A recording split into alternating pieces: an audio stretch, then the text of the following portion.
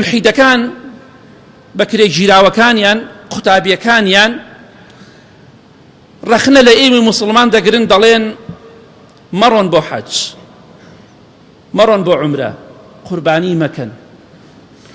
ئەو پارەی کە دەدەن بە حەقی حەج و عومرە و قوربانیە یا دەدەن بە حەقی مزگەوت و تەعمیراتی مزگەوت و دروستکردنی مزگەوتە بیدەن بە فەقیر و بە هەژارەکان بە دەوری ماڵی ئەوانە بسوڕێنەوە نەک بە دەوری کەعبەدا. کەسێکی شارەزان نەبێ دەڵێ ئەمانە ئای چەندە دڵسۆزی فەقیر و هەژارن، چەندێک خەمخۆری فەقیر و هەژارەکانن لە کاتێکە هیچ مووقیفێکی پیاوانەمان لەوان نەبینە بەرامبەر بە فەقیر و هەژارەکان.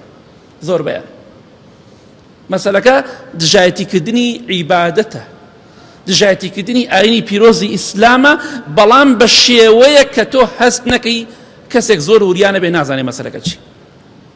بۆیە پێیان دەڵێن ساڵانە هەزاران ملیۆنان مەلاین دەفتەر پارە سەرفەکریە، دژایەتی حەج و عومرە ناکەن، بە ئێمە ناڵێن واز دەمانە بێنە دەی بەمانەش بڵێن.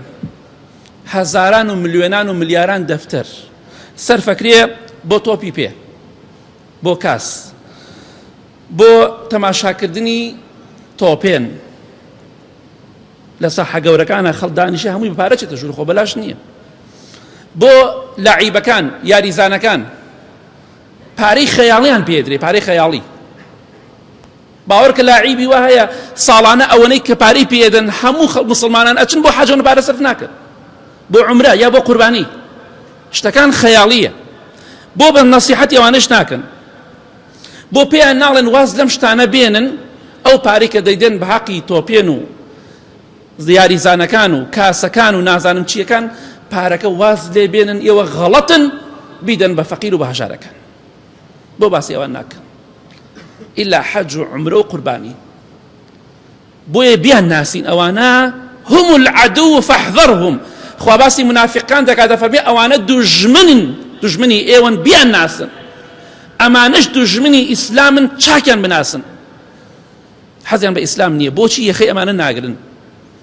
پارەی کاسل عالم زۆرترە یا قوربانی؟ ماڵی وەرەقی دوو وەرەقە سێ وەرەقەدا بە قوربانیەکە، هەموو ماڵێکیش نایکە بەداخەوە. شتەکە ڕوون و ئاشکرایە. ئێمە پێیان دەڵێن بەڕاستی ئێوە غەڵەتن، بەڕاستی ئێوە دژی ئیسلامن، ئەگینا ئەگەر ڕاستەکەن دڵسۆزی فەقیر و هەژارن چۆن دژایەتی ئێمە دەکەن دژایەتی ئەوانیشکەن. کەواتە ئاگاداری خۆمان بین.